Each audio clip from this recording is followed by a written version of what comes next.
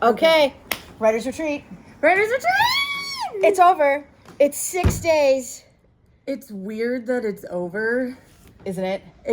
I'm a more emotional person, so I'm getting a little choked up because... I am. Yeah, because, I made friends with everybody. I made, 6 new friends that I didn't expect to make. I found out more about myself, and Ellis Rossetti really came into her own. Yeah. This week. Yeah. Yeah. And for those of you who don't know, that is her writer's name. When this is Laura. I'm Laura. And that is her writer's name. Mm-hmm. And you had a very complex project with lots of dialogue. Yep. And we did the big deal. We did. We did the opening scene, and I did my first table read of my entire life. Of her entire life. My first table read of my stuff. Yeah. So, yeah. And the other part is that we recorded it just on audio so you could see how much time it takes. That's true. Oh, you recorded it? I thought you just timed it. Oh, no, I recorded it. Fuck yeah. Yeah. Okay. Yeah. Yeah. And you have an iPhone, so I can send it to you. You can. I'm so excited now. Yes. So, what? Now, you kind of took a risk. Yeah. Now, what made you come to Writer's Retreat? I just instinctually knew that it was something that I needed to do. Okay. I also knew that I hadn't I'd spent the last few months focused on my job and focused on my PhD and, going to protests and stuff, and I was all of my writing has taken the back burner, and my characters were no, we need to come out now. We need some time. Yeah, they're if you want to pursue your career in screenwriting, if you want to get that there eventually, we're going to have to come back out. And especially now with this turbulent time and stuff, they're no, we need to come out now.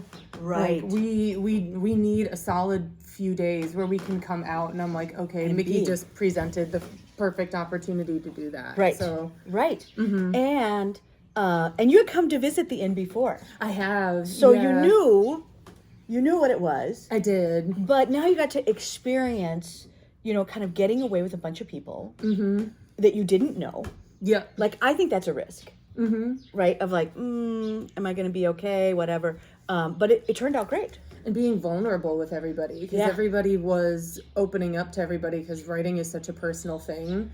And Danny was working on her cryptids, which are close to her. Brenda was working on her whole grief journal. Yeah. And Karen was just sharing all of this stuff that she... Short stories. That she had kept in her. Yeah. And the fact that she woke up with a story, Karen, by the way, shout out. Shout out to that. Shout out. And Brenda woke up with a poem. Yep, shout out to Brenda. Yeah, I mean, yeah. Danny got her whole spreadsheet done. Yeah, yeah. I think she got 28 characters outlined. Yeah. Mm-hmm. And really... So you took advantage of a lot of things. One, napping was allowed. Did you take any naps? Yep. I took a 4-hour nap on the first day here, and I was up till 2 a.m. because of that. But that was also kind of my natural rhythm anyway. That's the other thing, right? That you get to create in community in whatever way works. Mm-hmm. So you did a lot of things to help you as a writer that were also body doubling, going for a drive. Yep. I found my spot in the sunroom. Yep. I found my couch that was my creative couch. So I'm okay. So I know I made the space my own. Yeah. Yeah. And how was your room? It was 3. Fantastic. Were you in room 3? Yeah, room 3. I was in room 3. 3 is my magic number, so I was room 3 is definitely for me. Yeah. I like that space. Mm-hmm. And I found out why you were so hot in that room. Oh, why? Because we were cooking Karen right below you. So, and heat rises. So it does. And so so to keep the oldest person in the disability room warm, it all rose up and we cooked Laura a little bit. I found out that I can keep all of my windows open. I just turned the heater off, but I had to find a balance with that because one morning I woke up and I was really cold. Oh, so I'm maybe keep one window open during the night instead of all 3 of them. Well, that first night, I bet we cooked you. A little bit. But I also had my heater on at the same time because I didn't realize it was on. So after I turned it off, I'm like, cooking less. Yes, so much. Less roasted. So much. And it's April, so we're outside. And so some people just stay out here all day. Yeah. And I know Danny was out here. Brenda was out here with the dancing fans. Yeah, and so the reward system, we were talking about rewards, and that this was a DIY, right? We're not here to teach you something, but yet you learned something. Yeah. What did you learn? That I am me. That like I can be me, and I learned more how to be me and more confidently how to be me in a space of other people. Yeah. And to just do what I do and be okay with what I am doing, and like the body doubling thing. I just asked Brenda to body double because I knew that was something that I needed. Yeah. And I just took the risk, and I'm like, just ask. Just ask. Ask. Ask. And yeah. And it's so easy to, one of the things I like about this closed space is you really disappear from your life. Yeah. And find your life. That you really, there's no TVs here. You never heard the phone ring. Nope. You heard a lot of people's alarms go off, like medicine alarms or something like that. But but really, you didn't ever hear a phone. No. Or I TV. felt the vibrating on the dining room table toward the end of it a little bit more. Yeah. But that was basically it. There were it. many hours where I didn't look at my phone. At all. No doom scrolling.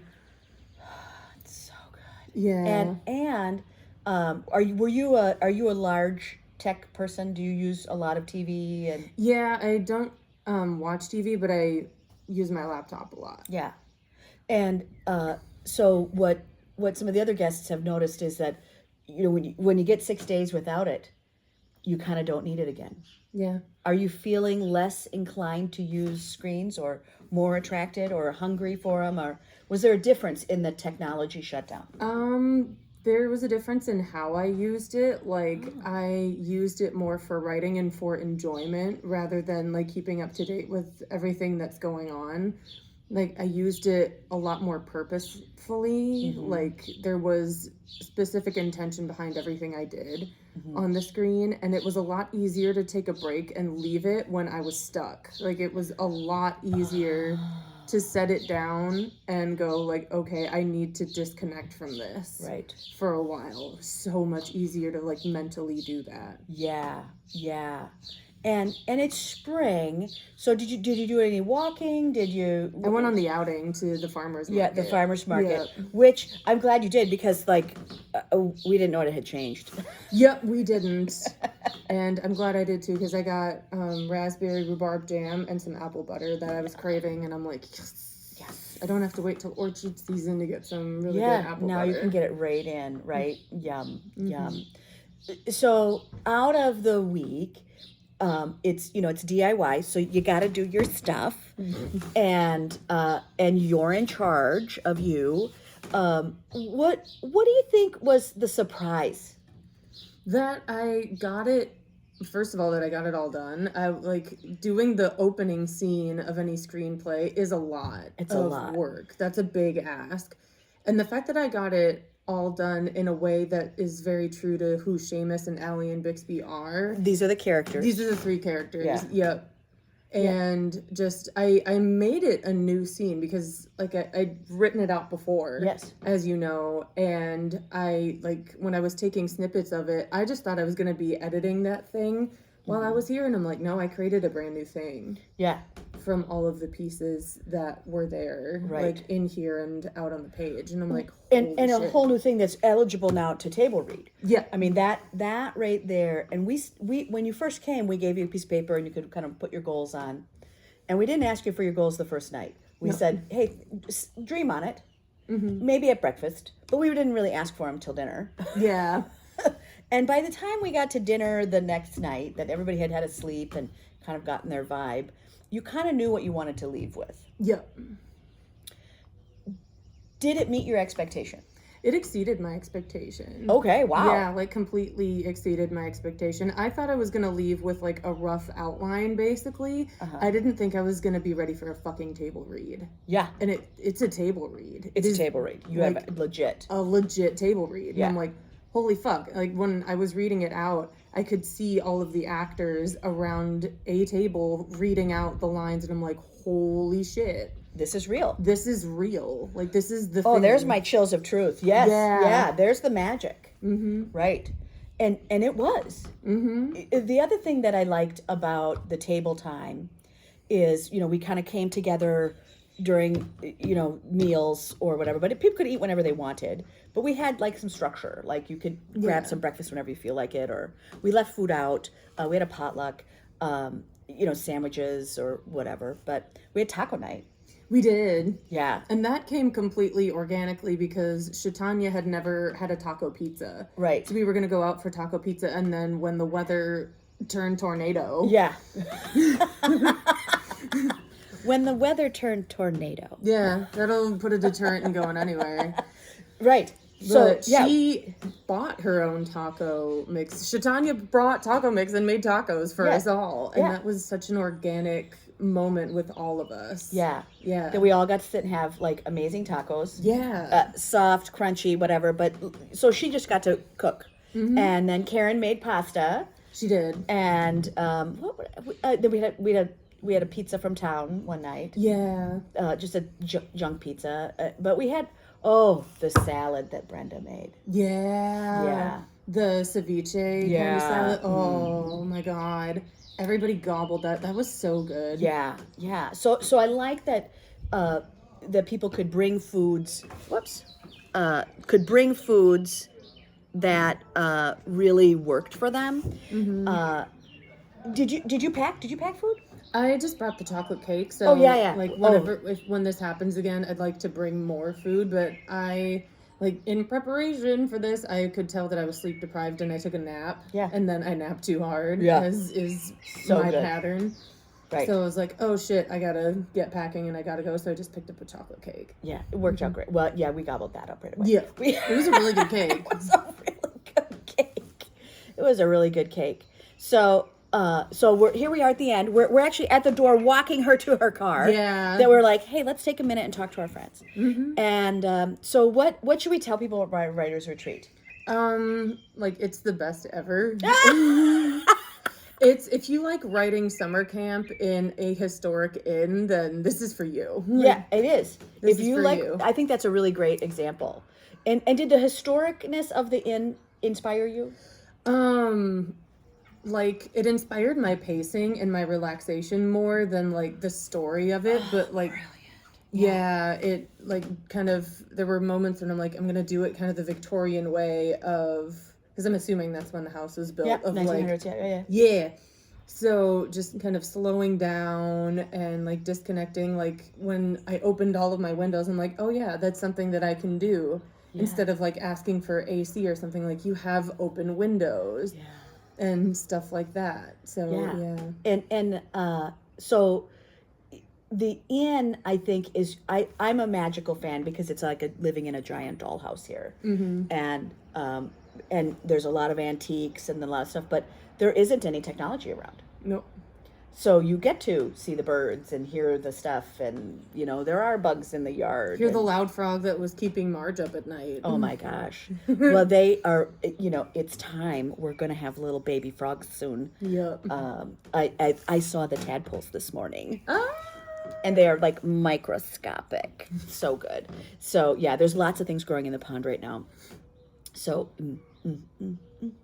when season starts in just a few weeks, but they'll be much bigger in a few weeks. So if you come in a few weeks, you'll see those. Croaking. You'll hear them. They're very busy. They're very busy. They really want a hot night. A hot night in a small town. In more ways than one. Yeah, a hot night in a small town. Yeah. So good on you. Got that piece. What's next? So you're gonna leave Writers Retreat. Yeah. You're gonna go back to your regular life. Mm-hmm. What's the piece in your heart you're gonna take with you?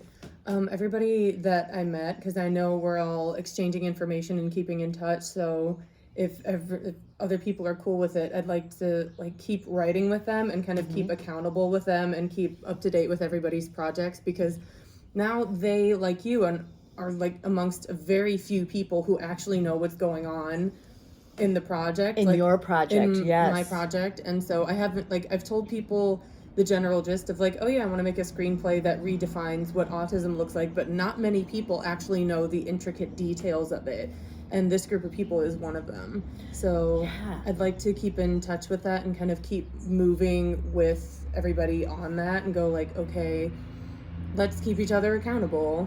Yeah, yeah. And that was organic. That's not something I put on there. I didn't try to connect you guys past this point. Yeah. You guys all are like, yes, let's keep this going. Absolutely. Yeah. Absolutely.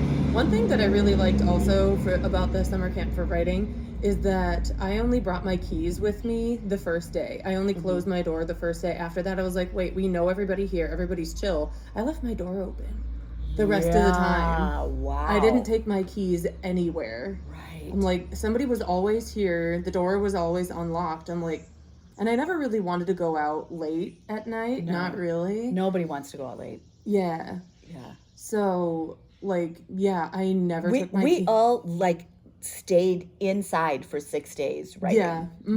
We cooped up for Yeah. 6 days. Yeah. It's like a time capsule for 6 days. It is. It is. But you didn't actually. What I really liked about that is that I never felt like I had to go anywhere. Yeah. Like that. That was weird for me. Yeah. It was like, I get that. I don't go as many places in the Twin Cities, but that's because I hate finding a place to park. Right. But this one felt more like, oh, I don't have to go anywhere. I don't have to go anywhere. Yeah. I don't have to. Because there's plenty of food in there. There's plenty of whatever. And you learned to make your first iced coffee. I did. Iced espresso coffee. And you invented a drink. I did. The Emerald Isle. Yeah. So it's ice first, and then you put a shot of vodka, pineapple juice, a little bit of lime, and then blue Curaçao on the top. It was real good. It was so good. It was so good. One of those in the evening was great. Yeah. Well, I'm really glad you came. I'm really glad you hosted and made this. So thank you so much. This was amazing. I'll take it. So that's the story from L.S. Rossetti. And you'll get to, like, when she becomes what she is, you're going to come back to this video and be like, this is where it started. Yep, this is absolutely where it started. So bye, everybody. bye.